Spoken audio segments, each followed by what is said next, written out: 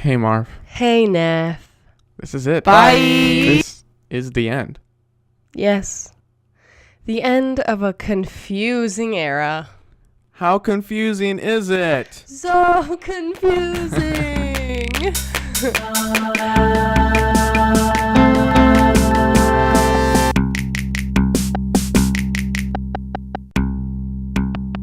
Hello, listeners. Neff and Marv here, and we bring you some depressing news. You are listening to the final episode of Notorious for Mumbling. Neff and Marv learn their love languages. I know. We will all be taking a moment to sulk in our sadness. Okay, moment over. Whatever. For the 8th and final chapter, we will be discussing something we've teased since chapter 1, relationships and love. We both believe and have stated before that stories need relationships to survive and to be told. It's true. And for two humans who love talking about love, we prefer it to be a romantic one. Yeah. So with that, we will be discussing the 3 types of relationships: familial, friendly, and romantic. Your 2 hosts meet 2 of these foundational relationships. But which ones? And for the final time, listener discretion and caution is advised. For controversial and unpopular opinions, language, potentially offensive content, and always free thought. Oh, God, how dare you? So, what does family mean to storytelling? That's a good question. Almost everything. You right. If a character is surrounded by family, like a story about royalty, the family becomes a part of the setting and expectations. Mm-hmm. Of course. If a character lacks family, readers will immediately attribute several factors to their features. List them. Loneliness, rebellion, Yeah. loss, True. pain, Ooh. apathy, Uh-huh. professionalism, Oh. or the like. Okay. But just because a story doesn't have immediate indications of family, they often develop one. A great example of all these is Shrek. So before we dive into the examples, Marie, Yeah. what's the definition of family? According to dictionary.com? Always. Okay. A basic social unit consisting of parents and their children, considered as a group, whether dwelling together or not. Or a social unit consisting of one or more adults together with the children they care for. I feel like dictionary.com is giving me a bullshit answer. I prefer the second one. The second one's a lot more current, modern, I would say. But also, But I feel like, you don't need children. and you also don't need to be related. I agree. See, that's what I'm freaking telling you. I think the OED would have the same issue, though, Marie. Are we sure? Should I check? Check. Just for funsies, if you so please. The worst part about graduating is I won't have access to the OED the way I do at college. That's how I feel about Linda. Oh, I know. I use Linda all the time. Doesn't it make you weep that you're going to have to start paying for it? It's And so you're like, much money. You're like, I'm not going to pay for Linda. I'm going to go to a library that hopefully has it for free on their computers. and I would like you to freaking, apologize. yeah, because the first definition is sense of belonging relating to a group of people or animals. That's solid, though. Yes, I apologize. I mean, Marie's been saying it this whole entire time. The OED, the OED, the OE freaking D. I know. I just have an infinity for dictionary.com, and it's just stuck in the past. Another definition showing up is a group of individuals or nations bound together by political, religious, or other ties. That's fascinating. Nations in there? It's exciting. I know. And if you use the OED, you can scroll down and you can see at All what the year history. this Yeah, version of this word with this yeah. particular definition was used last, and also when it was first introduced. I'm just saying things with the OED are true. Marie, you're right. So that's the definition of family. Yes. Tell me why Shrek meets these. Okay, so Shrek I used as an example just in mind because I just like Shrek for one. Yeah, it's a good movie, and anybody who says otherwise is lying. Yeah. So They really are. Like, I really feel like that's true. especially when it comes to maybe 1 and 2. Yeah, 3 I'll and give you 4 that. are something else. Yeah, whatever. But anyways, so Shrek meets the first part, which was like the royalty, the family becomes a part of setting expectations, and that's in number 2, far away. Yeah. Yeah, whenever he meets You're right. yeah, whenever he meets Fiona's royal family. Yeah. And he has to fit in, And he wants to be human. of course, and does become in a sense human, And then it's not worth it's it. just a mess. Spoiler alerts everywhere. And it also meets the second one, which is readers will immediately attribute several factors to their features. Right. With Shrek and the Swamp, Mm-hmm. it was loneliness, apathy, Mm-hmm. and kind of loss as well. Yeah, because he loses his swamp. Yeah. And the last one is if a story doesn't have immediate indications of family, they often develop one. You're right. Which you see in the first 30 minutes of With the film Donkey. with Donkey. Exactly. And then Donkey gets married, and that's a family. And then Yes. he and Fiona get married, and they have little Shrek babies. And then you have the whole like hood. And then you have the whole like group of magical people. Yeah. Magical creatures who are all living in the swamp together, Jay chilling, and Shrek's like, oh, I hate it, but actually I enjoy it. And that's the family. Exactly. So Shrek is a great example that meets all three of these indications Yeah. of family. Yeah. But what about us and our families? That's a really good question. Would you say we have very different, not very different, Not very different. but different enough family Different dynamics? enough. Okay. Yes. You go first. So the biggest difference actually is the fact that you have All like, sisters? only sisters, and I have Only typically brothers. only brothers. Yeah, okay. Yeah. Noah's got some secrets. And we'll talk about that family dynamic right now. Hit with you with left. Okay, here we go. So, my typical family dynamic is, I would say, a dysfunctional one for the most part. Mm-hmm. But we're very like open and transparent with each Mhm. other. I wouldn't call us like a happy-go-lucky family. Like we're an odd family in the sense that we like enjoy hanging out with one another. And that's odd. It's actually odd if you talk to anyone I else our know. age. I say that because I equally love hanging out with my family. Right. Like, I love hanging out with my family, and sometimes people are like, what do you mean you like like if people are like, who do you talk to Yeah. every day? Yep. I'd be like, oh, I text my sisters Mhm. and my mom and my parent. I text my parents, but like I text my sisters throughout the day. Yeah. And people are like, what? And I'm like, yeah, they're great people. But, you know, I do have two older brothers. I'm the youngest child, no matter what circumstance you're looking at within my family. So is Marv, Technically. technically. We'll get into that. But with my family, technically, it is a his, her, theirs in a sense. My mother had a child before they married, and so did my father. And my father's was a girl, and therefore I have a sister by blood, technically half sister if you want to get into the realm of that. But I don't talk to her and haven't since 5th grade, and I don't want to. I have no want to re-engage with her. She made mistakes, and I refuse to let those up because she is still having the same reactions that she did when she was 13, 14.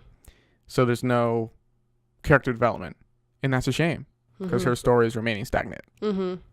So that's my normal family dynamic. Marie, what's yours? So my family dynamic is very, very fun. My dad he went to school for environmental, I don't want to be like environmental science because that's not what they called it, but just kind of like working with the environment. But point being, he worked in that field a little bit and then it like wasn't going well. So he went back to school and he got a degree in what is now kind of computer science and coding. And so he has worked at what was USA Funds, then Sally Mae, now Navient, as like head. He now like heads a team of like people who code and like develop all of the computer stuff for the company, which is really cool. My dad is very smart. He's very much a nerd. In the most basic definition of the word, my father is a nerd. But I love it because I also am a nerd, but I'm also his daughter. So my dad came from a really small family. My mom comes from a really big family. She's also the youngest, and my mom has a master's in art and drawing and painting. So my mom is an artist, and that makes it really fun. They're also... So I think the best way to describe my parents' relationship is if you have ever seen Up, those are my parents. Like, in those roles. Like, my mom... Yeah. The boy and the dog? No. Ellie and... Oh. Yeah. Of course. That is the relationship. That is totally them. And actually, my mom is redhead, so like it works too. So I have 3 older sisters, technically. We are all 2 years apart, while I'm 4 years apart from the oldest. And Laura and I are twins. You've all obviously met Laura.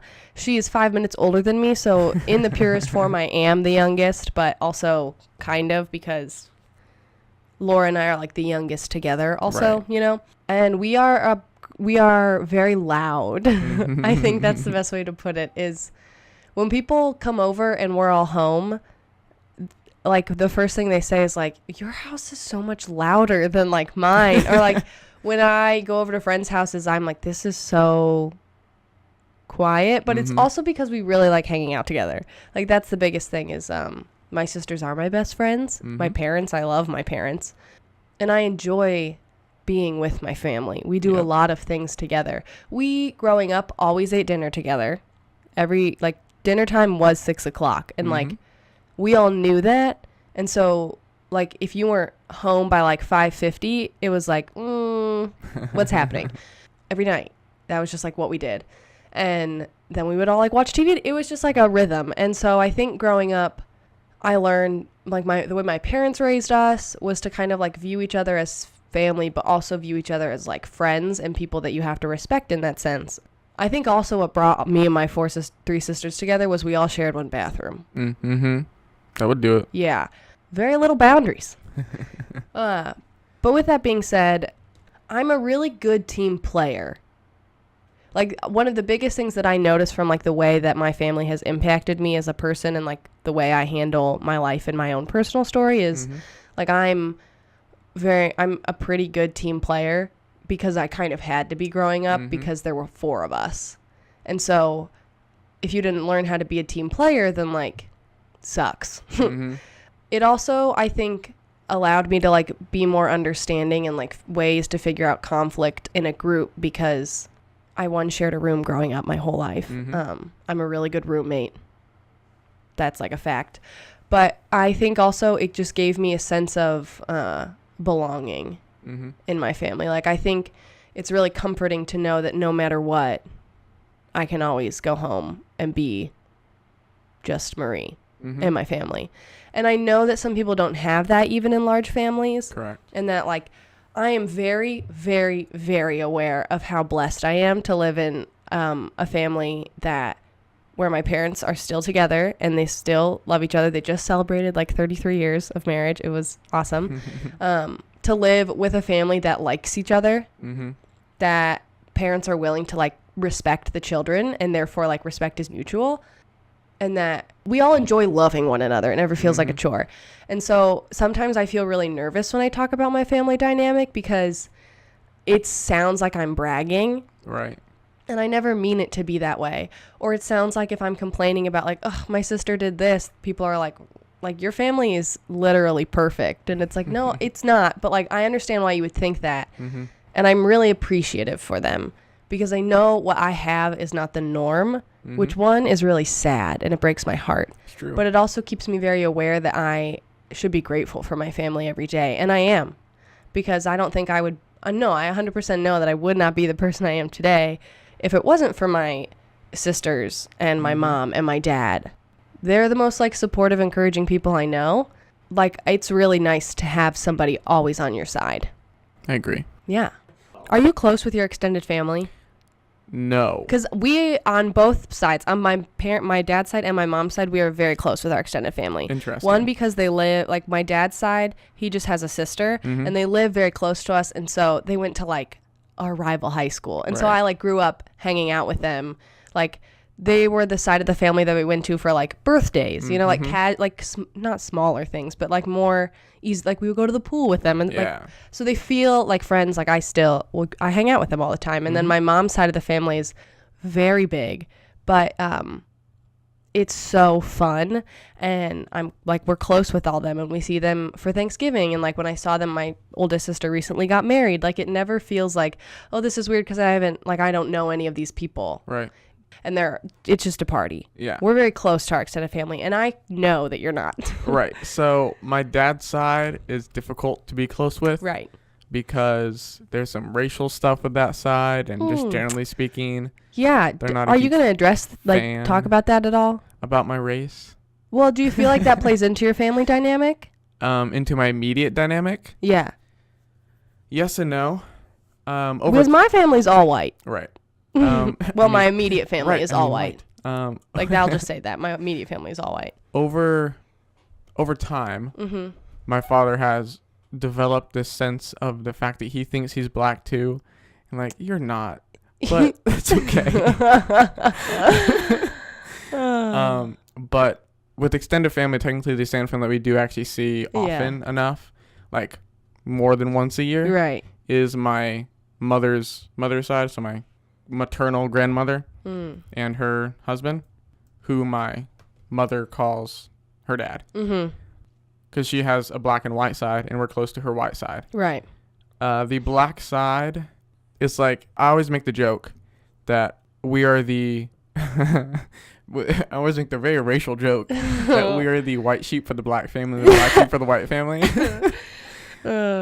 So I have 3 sides of the family, only talk to one, basically. And I don't want to say that we are also the black sheep of that family as well. But it's difficult to say that because my mother has a lot of siblings. Yeah. And this is because she came from a his, hers, and their situation in her. So my grandfather, who I call grandfather, came with 2 kids. Got it. And grandmother came with 1, and they had 2 kids together. Yep. Okay, so that's 5 kids. Lots of things happening. But the black side, she has at least 6 siblings that we know of. Oh. So it's a real interesting family tree. So that stuff impacts me. Right. Yeah, those are 2 things that I saw you mention on that I found very fascinating. So, just as Shrek created a family with the not-so-damsel in distress and his trusty steed, most of us develop friendships with others with a similar structure. Wow. So, Marie's going to love this definition of friendship by dictionary.com. Oh, yeah. Should I look it up on the OED just in case? You can, because there is so many fallacies. Like, when I looked it up, I laughed out loud quite literally because it has different forms of the word friend. This is bullshit. This is a bullshit definition. This is the thing. Just like off topic. As an English major, like, and also just as somebody who is like not an idiot, you cannot use the word in the definition of the word. Right. And I'm going to read you this definition. It does that so heavily. So, friendship, as defined by dictionary.com, is the state of being a friend, association as friends, or friendly relationship or intimacy. What the fuck does that mean? However, this is a very, very similar definition to that used by Merriam-Webster as well. So do you want to hit me with the OED? Yeah, I freaking freaking do. Claims. Since the OED seems to be much more OED current. And one, there are 2 different versions. One is the verb friend, which relates to the sexual nature. I have like that kind of thing. Yeah. So the first definition of friend is a person with whom one has developed a close and informal relationship of mutual trust and intimacy, or generally a close acquaintance, often with adjective indicating the closeness of the relationship, as best, good, close, etc. Okay. The second definition on the OED is a person who is not hostile or an enemy. Like, good enough. I have no friends. Oh my god. I am not the enemy. No, but we're a little hostile, Marie. Yeah. Yeah.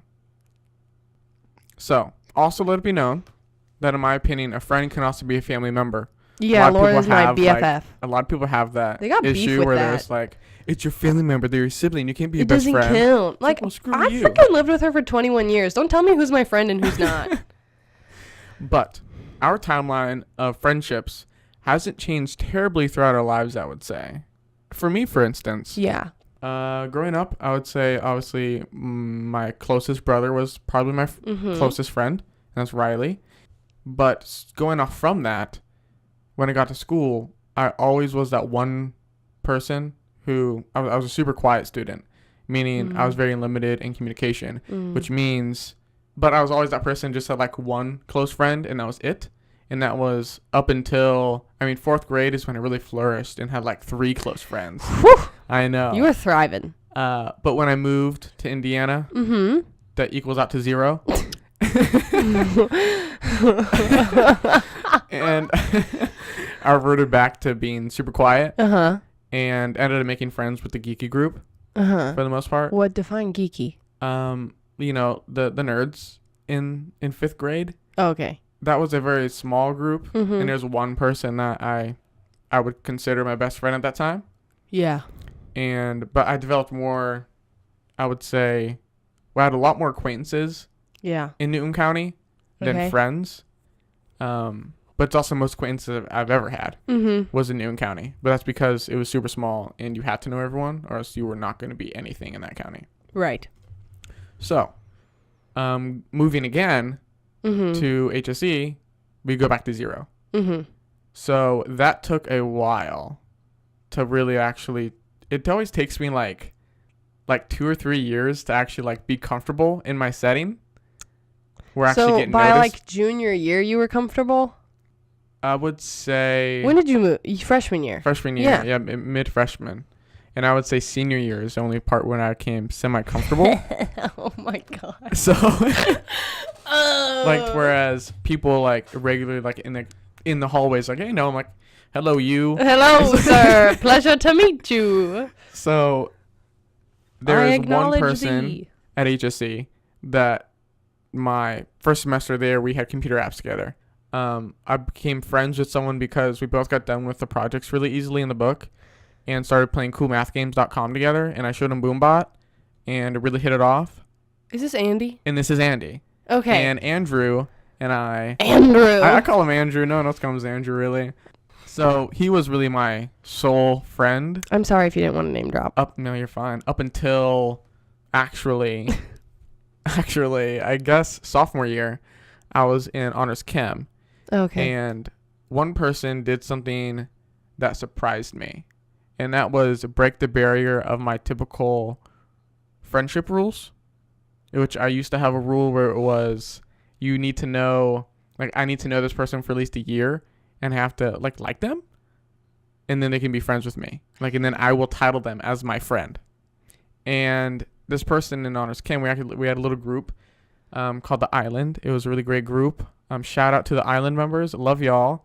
And I still talk to this person somewhat, mostly just through sending like memes and videos to each other on Instagram. You do. And Okay. she Yep, I know who it is. she's great.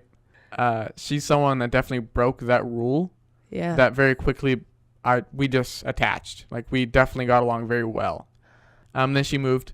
So friends gone. 0. Minus 1. Andy's still there. Yeah, 1. So there's 1. And then I got closer to another friend, and that was Rhonda. Mm-hmm. And Rhonda and I still talk occasionally. Mm-hmm. We have a very turbulent relationship, I'll say. That's, yeah.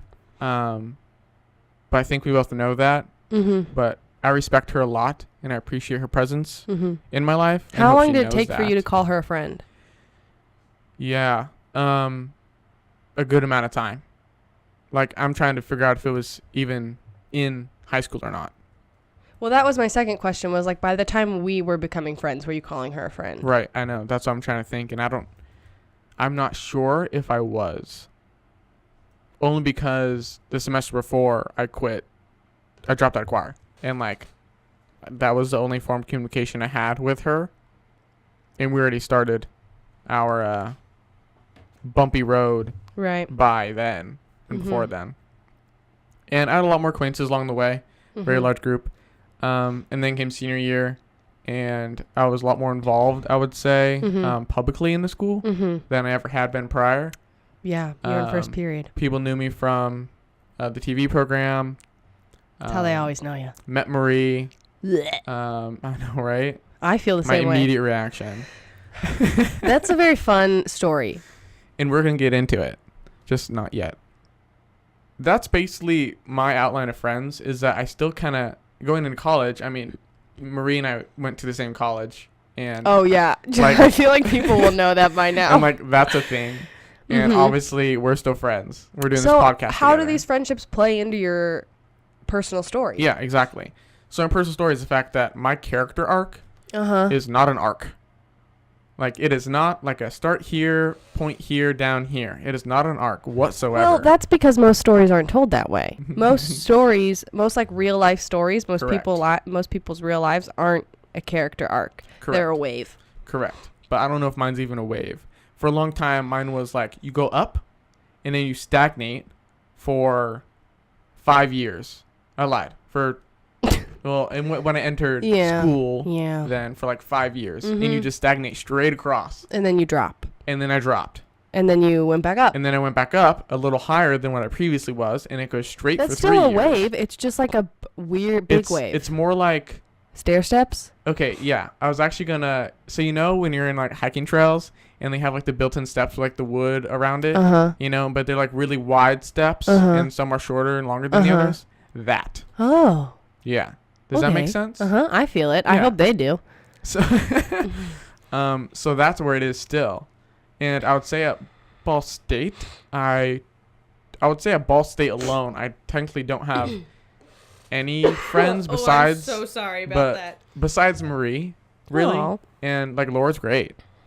She would be really hurt that you don't call her a friend. Right. I imagine she would. She would be really hurt because she would call you a friend. So, yeah, but a lot of people would call me a friend. I know. This is true. So, yeah, that's how it's affected my story. Is I realized how I function within my role, and that's also the thing that my family dynamic taught me. Yeah, is how to know my role in every relationship. Bitch, know your role. And that sounds awful, but like it's true, and I think we do need to know what we bring to every the table, every relationship that we're in, and mine has expanded, but also in many respects stayed the exact same, which is to be funny or be a confidant. And those are the main two things that I am for people. Do you feel like you're both of those things for me? No. Oh, which one? Closer to confidant. I think you're funny. Yeah, but we went over this, and I just... Noah does send me memes also. Yeah. I would just like to put it out there publicly that Noah has a prediction that we won't stay friends. And I don't think that's true. Okay, so my prediction was already off. Let's get that straight. Why? We had a talk freshman year of college at the end of the school year, basically. Is that when I cried in Woodworth? Yes. Oh, I remember that. That sounds so bad to literally everyone else. And I promise it was fine. It didn't go so hot. Didn't talk to each other for months. We needed it. But we're cool now. But yeah, freaking my clearly. prediction at that time was by senior year, we won't be talking to each other. Oh, so we're already off. But, you know, we'll see. I think we'll be friends. The potential's there. To not be friends? Both. Okay. For both, you know? This is sad. I'm opening my mind a little more. But we'll see. Because we are, in a lot of respects, alike. I feel like I'm kind of the same that I've always been. We'll go into it further. Okay, so to very quickly discuss my elements of friendship. Yes. I think it should be noted that up until around the end of 6th grade, I was undiagnosed for my ADHD, which is attention deficit hyperactivity disorder, which is different from ADD in that, like, I do have a very rough inability to focus, but on top of that, I have like a heightened level of hyperactivity. Really, no matter what my blood sugar is and also my metabolism is, although when I do get like really low blood sugar, all of that hyperactivity then like sends me crashing. But because of that, I was very much like a very over emotional, unable to sit still kid, which made school and making friends really hard. My mom was very smart, and I very much appreciate her doing this. And I think growing up, I didn't understand why, but now that I'm kind of an adult, I get it. She never let Laura and I be in the same class growing up. We didn't have a class together until 8th grade, and it was art class, and it's just because they accidentally placed us there. But Laura and I never were in the same classroom, ever. Because my mom wanted us to be our own people. Of course. Which I am so thankful for. Laura and I are very similar. We talked about this already, but we're also very different. So growing up, it was really hard to make friends because I was really annoying in school. And I also didn't understand anything except for reading. Like, I really didn't. Point being, I had friends growing up. It wasn't like I was just some loner kid. I made a lot of friends at recess. We also attended a church growing up, and so we were friends with like that group of people. We also grew up on a street that was full of kids. Our neighbors have 4 boys, and we're all very similar age group, and so we kind of like we grew up as like just a team of kids that always played outside. And so I had friends because of my area, my situation, and my proximity to people my age. And then I would say in like 6th grade, I like got my first really close friend whom I am still best friends with, whom lives in the house with me now. I met, her name is Annie, and she's really great. I met Annie through like mutual friends. Like we both had a friend named Emma that we knew, and we like Annie was at a birthday party that Emma was having for herself, and that's like where I met her. And I had another good friend, Jessica, who I thought was like a very good friend. But as with any relationship with friends, things change. That's true. And it was when I was in 7th grade, and Annie and Jessica are both a year older than me. It was like the first time I'd ever had a friend be mean to me beyond like, I can't hang out with you today, or like, you bother me. Yeah. Like, I don't want to, like, you know, like small petty fights you have with friends where it's like, oh, you broke my pencil, like stupid things like that, you know? Yeah. So that was like a really hard time. I had like other friends that I would like hang out with during that time. Like there were other good people that I knew that I would still consider like good acquaintances that like if I see them in a grocery store, it's not weird. But 7th grade was the first time I think I ever realized that like friendship is hard and friendship sucks. And it hurts just as bad as a heartbreak. And Annie and I stayed friends, and we're still friends. Of course. No friendship is without some rough patches. There were like a few here and there with me and Annie, but like I love her to death. And so I think a big factor in my friendships was that like Laura and I always made friends together. We had birthday parties together. And so once we kind of got into like our own things that we liked, though, that sort of changed, but we always had a core group of friends together. And so moving into high school, there was redistricting happening. And so the people that I went to intermediate school with, which if you don't have intermediate school, the way our school system was set up was intermediate school was 5th and 6th grade. Junior high school was 7th and 8th, and then high school, the rest. So I went to a different junior high school than the rest of the people that I knew growing up in my elementary and intermediate school. And so I made a bunch of friends who then went to our rival high school. And then we came back to the main high school. And in that, there was like a core group of us that always hung out. And I don't even know how it happened. Well, 2 of them, including Annie, so 3 of them live in our neighborhood. And then one was on a sports team with Laura. She did cheerleading. And then one was just like factors of like classes. And then I also used to act with her when I was younger. And so this was like our group of friends that followed us through high school. And they are, I will give them a shout out, Troy and Jack and Ashley and Mary. And now Annie. Well, she was in there anyway, but they were like the people that we always hung out with. I wouldn't call us a clique, but it was just kind of like, oh, those are the people that hang out together. You know, like the people that you eat lunch with, and they're the people that you drive to school with. I'm still good friends with most of them. But I also, in high school, got involved in broadcasting, which gave me a really wonderful group of people that I would call very few of the people in that class my friend, but it just gave me a lot of good people to be around, and it made me feel more like an individual. I also was in English courses that I felt like matched my abilities, and I was put in a higher level English course in 8th grade for the first time ever. And so I met a lot of really great people through there. One of my good friends who I still like talk to occasionally, her name is Tamara. She's so cool and she's so quiet, and people are like, who is this girl? Like, she doesn't talk to anybody. And I'm like, yo, she's like so fun. You just gotta like give people a chance. I also think that like I found something that I felt like I wanted to be good at. In that time, because I wasn't writing, and you can't really be good at well, you can be good at reading, but like you can't be good at reading in the way that like has anything to show for it. Like, look at all these books I've read. Like you have, and I just found my like niche in broadcasting, or my niche. I think senior year allowed me to really understand what I value in friendships. This is my favorite story. Marley walks in the first day of school, first day of freshman year, first period, we're both early to class and no one knows where to sit.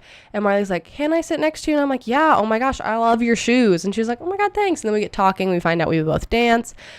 I come to find out like a few months later, after Marley and I have become very good friends, she's like, yeah, actually, like I have been homeschooled my whole life. Mm-hmm. Like you were the first person I ever talked to in public school.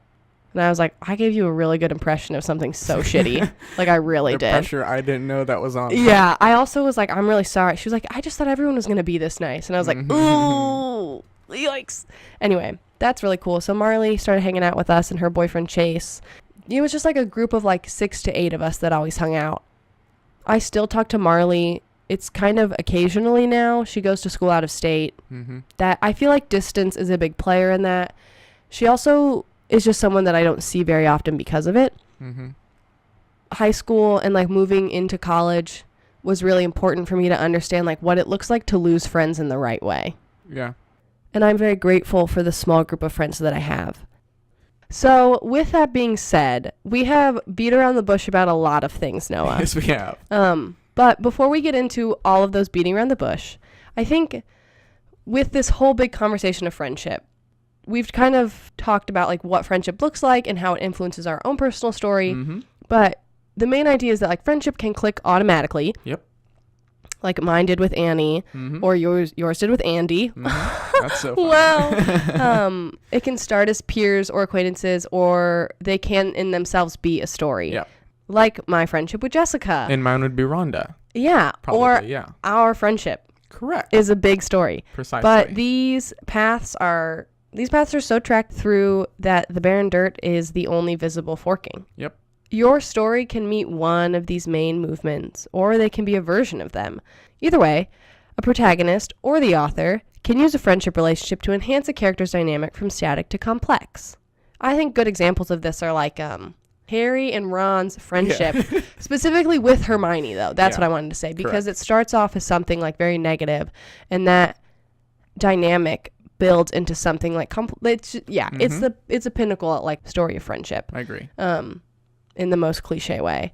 But it's important to like consider how we as like people who are leading our own lives, like you let friendships influence the way we are as people and also how we live out our daily activities. Because I think it's really easy to assume that the only kind of relationships influencing us are our romantic and our familial. Right. And that makes it kind of complex. So speaking of complex relationships, yes, Noah, our relationship, as we mentioned before, is a mixture of 2 types of relationships. Yes. I got all my journals up there. I could pull them off the shelf real fast if we needed to. So, no, we're not related for what we know. Oh, God. So this, of course, leaves us with friendship, Mm-hmm. which I'd say we agree on what we have now, Yes. and romance. Saucy. Only Half. kind of. Yeah. Yeah. I mean, we didn't date or kiss or only One recently, time. or only recently began hugging. Yeah, that Really was a spur of the mistake moment, on Marie. it was a mistake on my part.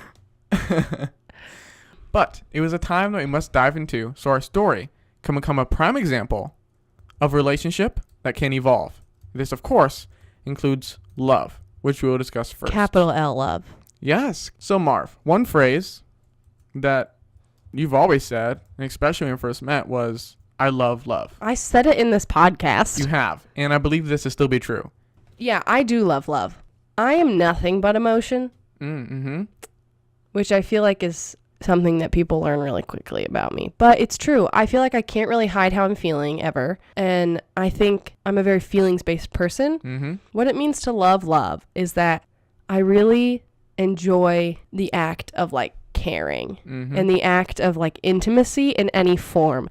And I think love is usually understood as like a romantic concept. Yep. And I don't really believe that that's true. I really think that like love is arguably the basis of everything. Mm-hmm. What does the OED define love as? OED says a feeling or disposition of deep affection or fondness for someone, which I think is fair. I think we all know what we mean when we're like, oh, there's a difference between loving a significant other and loving your family. Yeah. I would agree.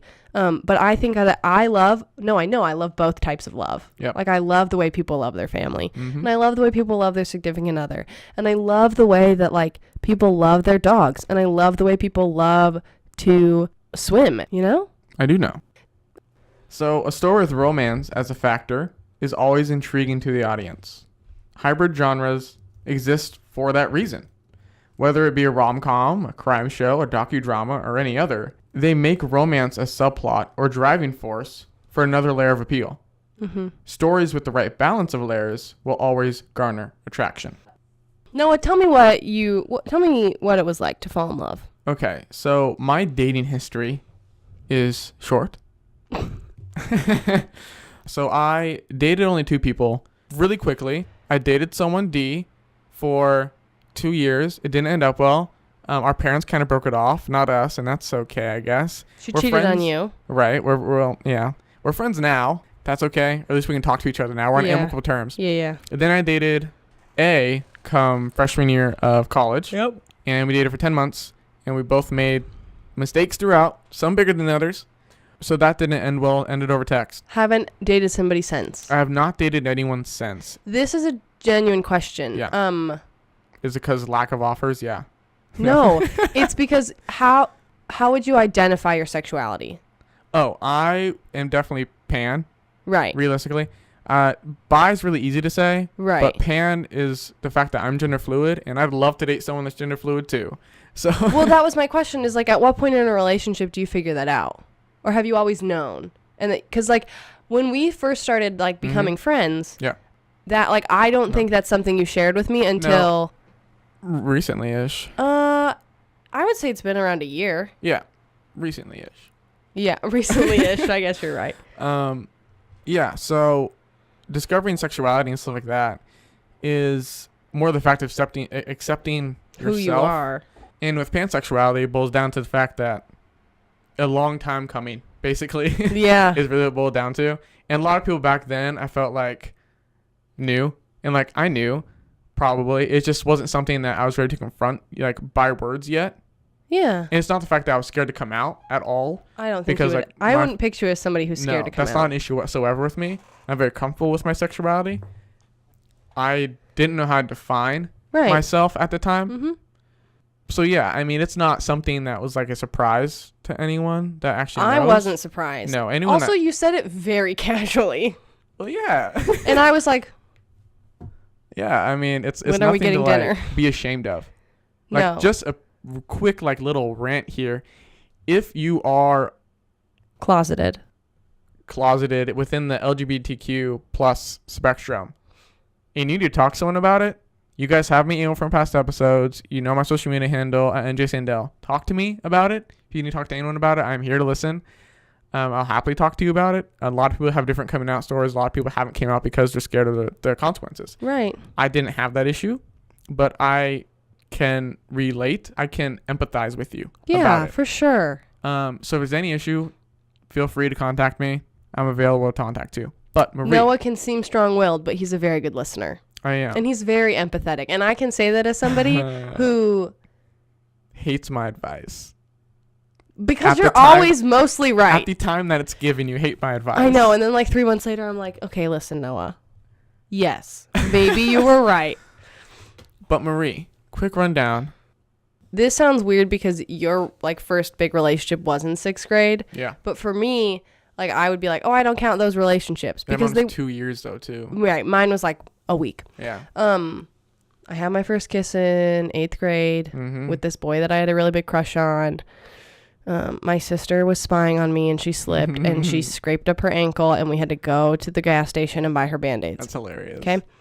Since I kissed that boy, I've never stopped kissing boys. My list of boys that I've kissed is longer than the boys that I've dated. Yeah. Yep, that's true. I'm not on that list. No. Whew. Which most people are surprised by. Most people who know like our history. Yeah, are like, really? And I'm like, yeah, we hardly ever touch. No, correct. And I'm glad it didn't happen. I'm glad it didn't happen too. Yes. To sum it all up, I dated this guy S for like almost a year and he cheated on me. And that really sucked and kind of caused me to go in this downward spiral. Noah was in that downward spiral. Yeah, all unfortunate. And I started dating this boy G quickly after that. Not quickly, actually. There was a good second of space. Yeah. And we dated for a year and a half-ish, a year-ish. And unfortunately, near the end of that relationship, things were not on equal terms, which led me to kind of not necessarily physically explore my other options, but definitely emotionally figure out what I wanted to do. And in that meant befriending and just getting very confused emotionally with this boy C. G and I broke up. And shortly after I started dating C, and we've been together ever since, and he's the best, and I want to marry him.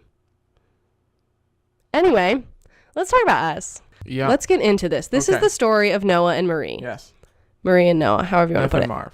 Neff and Marv. Noah and I met because we were both picked to do a pep rally together. Yeah. To do audio for a pep rally. Yep. And we spent all day in the box. Mm-hmm. And I was like, hey, homie. And he was like, I'm here to work. And we took a bunch of funny pictures together, and Noah told me that he doesn't make friends. That's true. Unless they've been friends for like a year. Yeah. And I said, I'm going to be your friend. And he said, no. And I said, yes. And he said, no. And I said, yes. And that's how things started. Yep. That's how it started. From there, we worked on a few projects with each other Yes. in public broadcasting. Yes.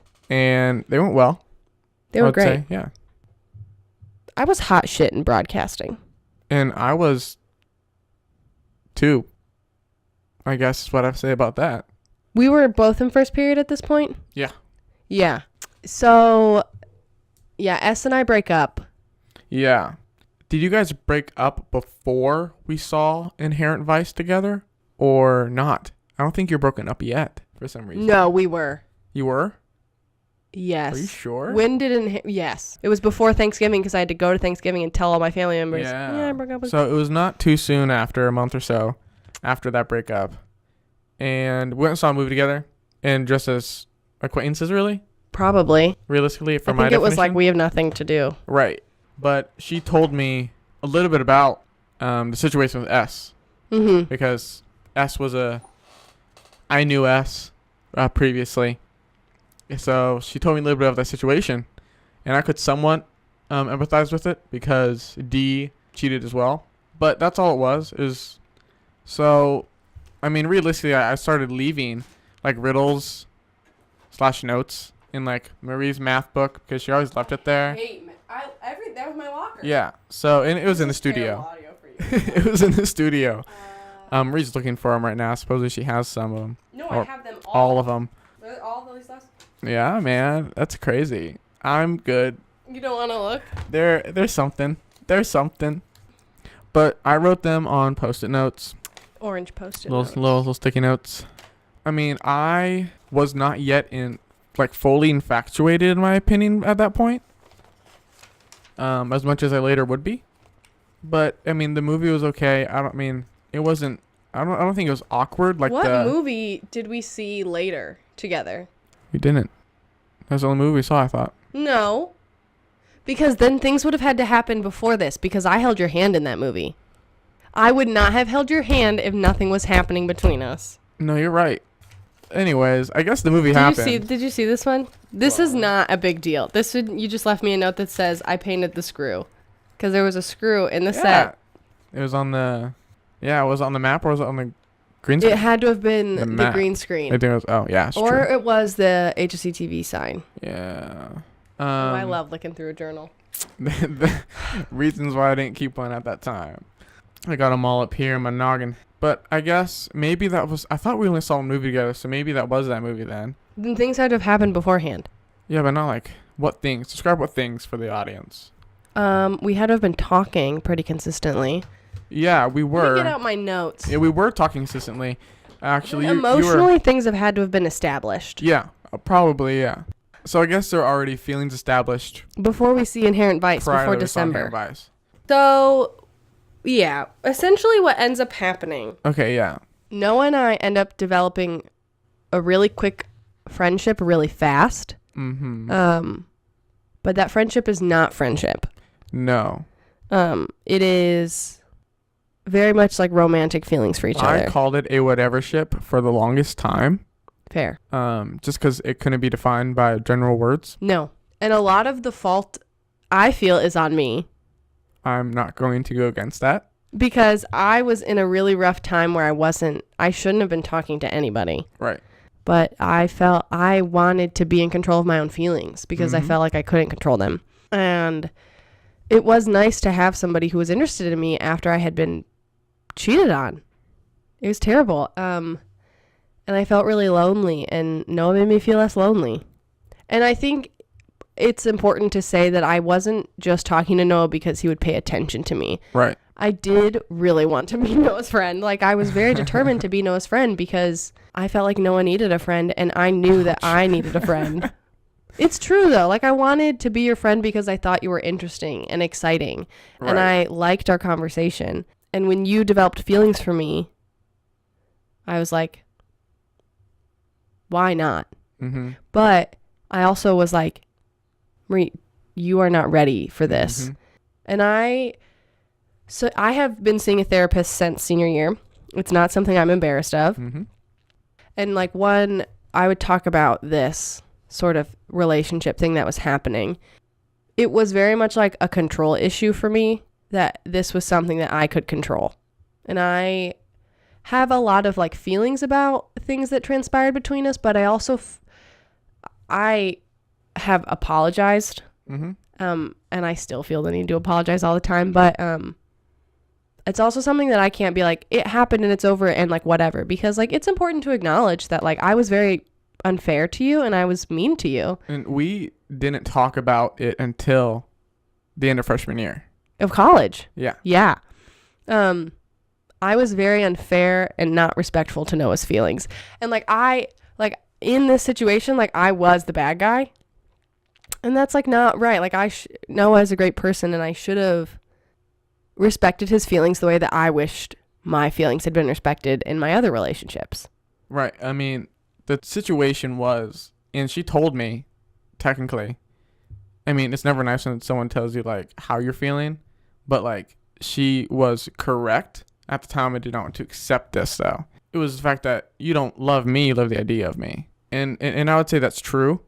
I don't want to say it was less about the person, because it was about the person. Marie's amazing.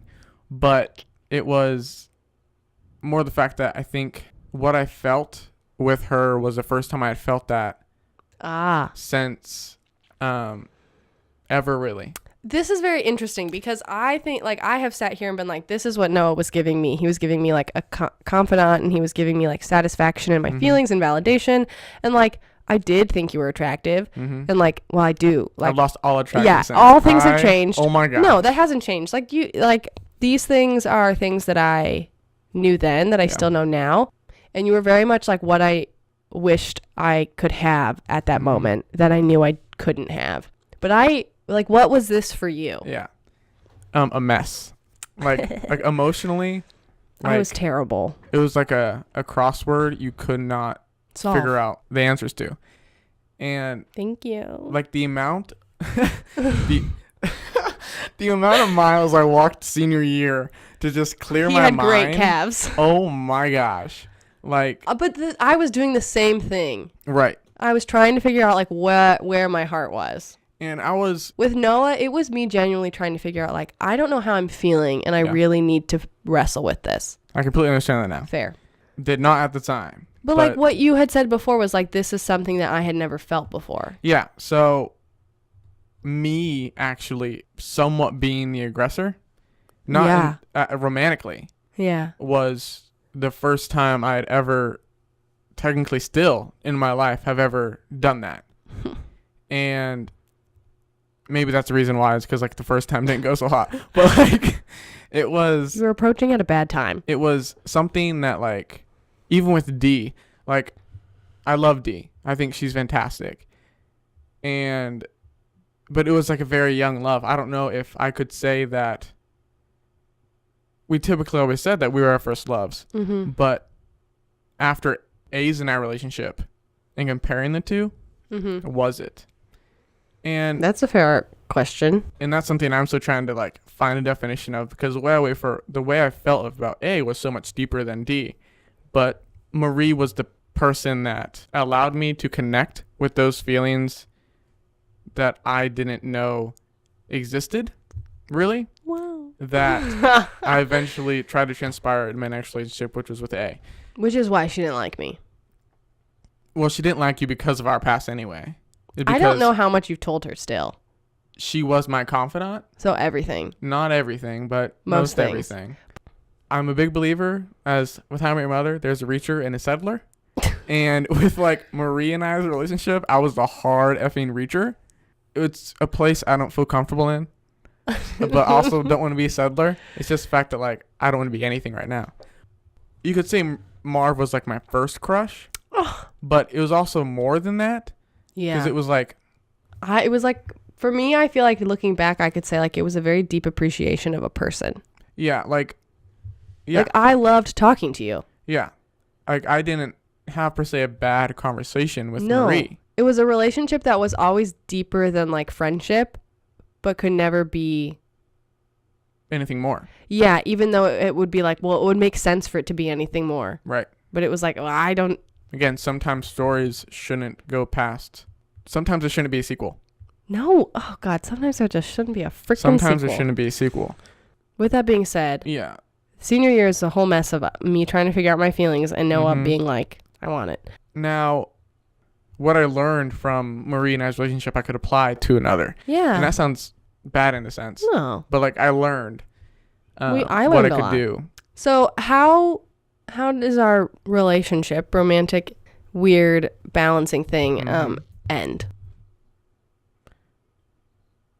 You thought it ended during the summer, realistically. But how does it end? I would say I feel like I knew I was like, I am cutting this off at the start of the summer. Okay. So actually how it ended for me, when I decided, not when I decided, because I still had remnants of emotions for Marie, but when I decided, no, you need to stop speaking in riddle, everything you say to her, and you just need to say it and ask her. And she said no. When was this? I do not know what time of year Was it it was. the summer? No, I don't believe so. Was it the spring? It would have had been spring. It then, had yeah. been school year.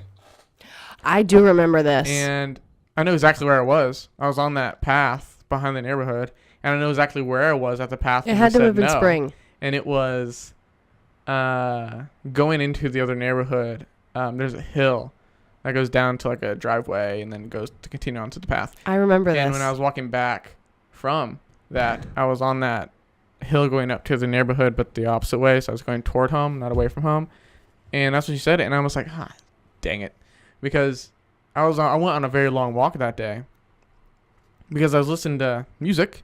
And I'm like, Noah, you love this music. You're listening to this music for a reason. And by golly, like the way I talked about it, the music means something. Yeah. And I decided I should follow the directions of the music. So I'm just going to say it. And I was probably listening to effing Billy Joel. Like, screw Billy Joel. Yeah, for Billy Joel. giving me effing advice. But like, I remember that. It was spring, because then I feel like by the end of the school year, I was like, I wanted to go into summer and be like, I'm done with everything. yeah, we were not on great terms when the school year ended. When the school because year ended. I feel like I was trying my best to be like, I need to cut this off. Well, it also just felt weird after just the admission and then the full admission and then the response of no. Yeah, fair. And we started to work together, and that made it weird. And Yes. for me, I don't know if it felt for you, but it felt really weird for me. Yeah. Oh, trust me. And there was it's that like- weird feeling of like us shooting in a house, and you had bought me a record, and I was like, I'm going to throw up. Okay, yeah. So that was the fact that she was still, in my opinion, a friend. So I thought I should still give her a gift. I know. And It's actually something I hold gave very everyone a valuable gift. now. I use that flash drive every day. Everyone has an Andy. But I had bought her, and at that time, I gave it to her when we were shooting a film. And she did not want to accept it. And I was like, I'm going to leave it right here then, and you can just leave it here. But I got to go. I took it because I was like, one, it's very kind, and two, I want that flash drive. So I left it there. So summer starts and Summer Noah and I are starts. not talking. We're not talking. We're not talking terms. I came to your graduation party and you came to mine. Yes, because I But- still valued you as a person, and I but- wanted you to know that I still valued But you. we weren't on like solid like terms per se. No. No. But I remember that summer very clearly for a lot of reasons. It was very formative for me. And I remember I feel like we started to reconnect when I was in Arizona. I would agree. And to me, that came out of nowhere. Yeah, well, being under the stars can do something to you. It can. So The magic. Noah, my family doesn't take a lot of vacations, but for like senior year, whoever's graduating gets to pick a big vacation to go on. And Mhm. Laura and I wanted to go somewhere we hadn't gone before, so we were like, we want to go to Arizona. Let's go out to Sedona. I was really wrestling with that feeling of like, I don't really know what to do anymore with my heart now that like I had started going to therapy at that point, but I was like, I feel like I'm kind of reconciling things and things are settling down, and I just feel compelled to let Noah know that he is still a friend. And I know that I've done terrible things, but he is still a friend. And so I remember reaching out to him, and I could kind of tell that you were like, I don't know what the fuck is happening. I probably responded back with like, what period? I Like, think you did. I was like, realistically- Noah, and you said, what? that sounds like me. But I would say the conversation was good. No, it ended up being okay. It was good.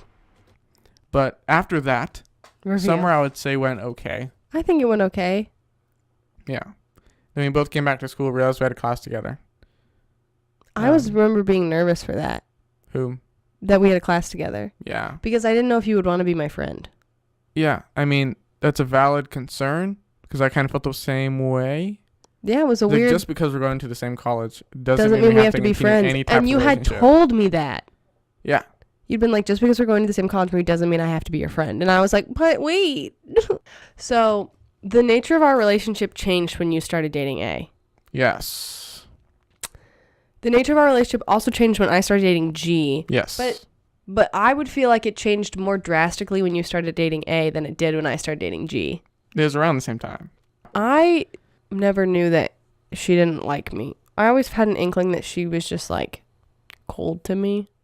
I mean, But I also was okay, like... the reason why I liked Day so much is that she was cold to a lot of people. I know, and which is fine. I felt like she found me to be like just a bitch from broadcasting. Yeah. But also I was a bitch. But I will say, bitches get shit done. But how do you think it changed drastically?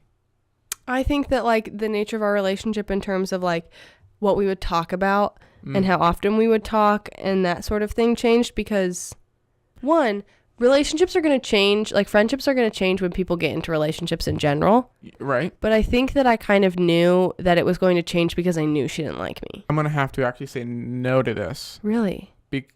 Like no to the sense of the reason why it changed. Okay. I told her very early on, Right. probably before we started dating, that if she ever tells me not to be friends with someone, Oh. it's over. Oh. Okay. Okay. And like you can have bad friends. Like go ahead, that's on you. But I'm gonna tell Yeah. you they're a bad friend. You can still be friends with them.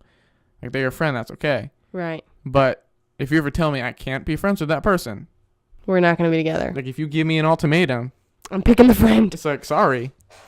That's Obviously fair. you're not the person that I'm supposed to be with. Yeah. This is so ironic. It's fascinating. I think we both had perceptions of our friendship that were wrong. Yeah. I thought it was going to stay the same, and you thought that it wasn't going to happen at all. That's just the thing. What was the same? That was the biggest. Everything was different. That was the biggest thing. Is what is the same? It can't stay the I same. don't know. I don't know. Like where is the same left off? Noah and I think I can safely say that in the past 4 years, I have learned more about what it looks like to have Noah as a friend than I ever have when I first started to try and be your friend. I would agree. And I don't think I knew what a friendship with you would look like. Mm-hmm. And now it's like, I value it beyond belief. I feel the same way. Took a while for me to feel the same way. But the really reason why I'm saying that is because you showed up when I needed you to the most.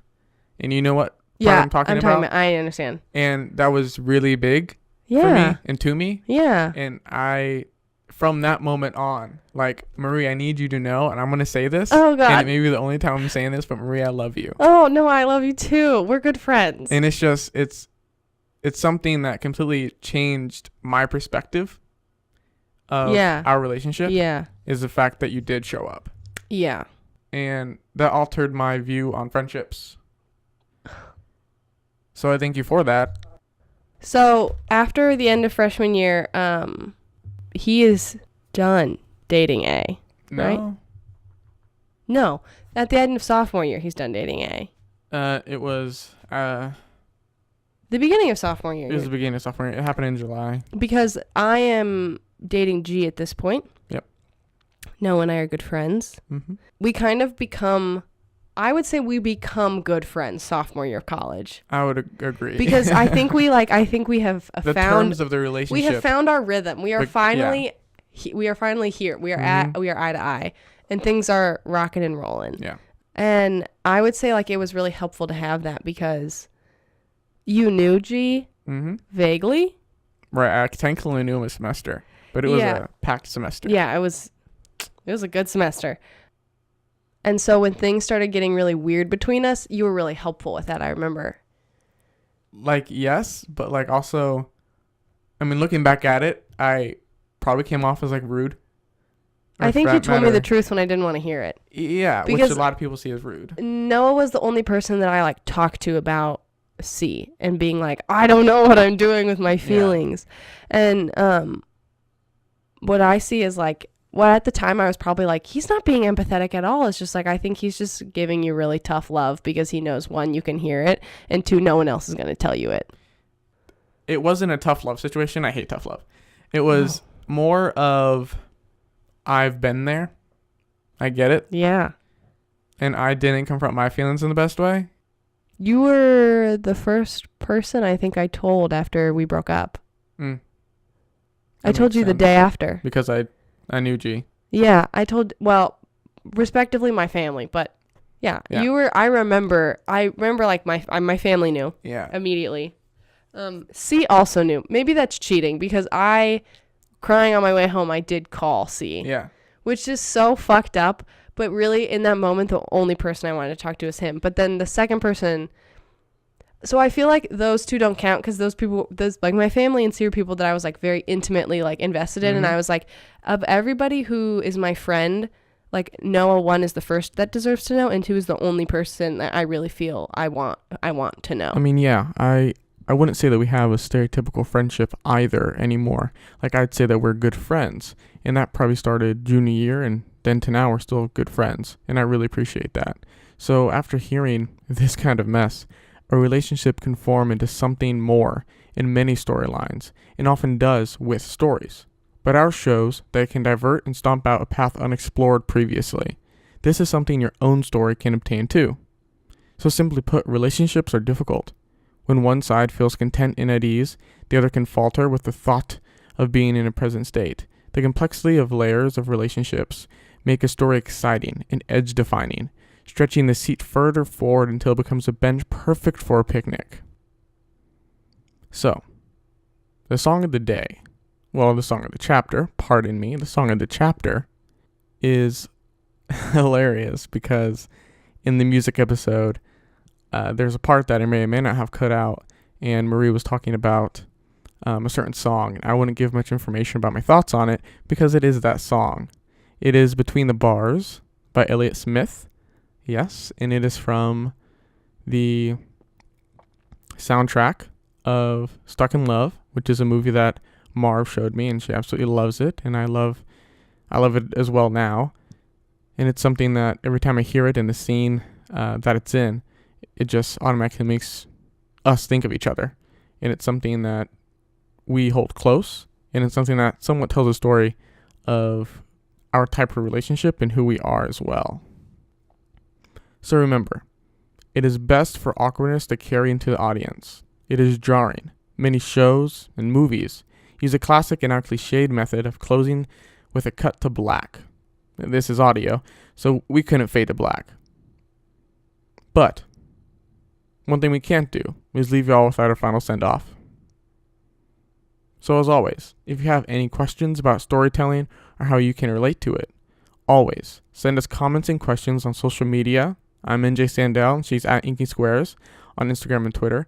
Continue telling your story and studying the craft of storytelling by exploring the depths of the self.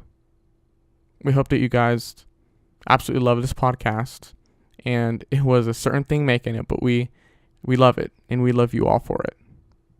Bye.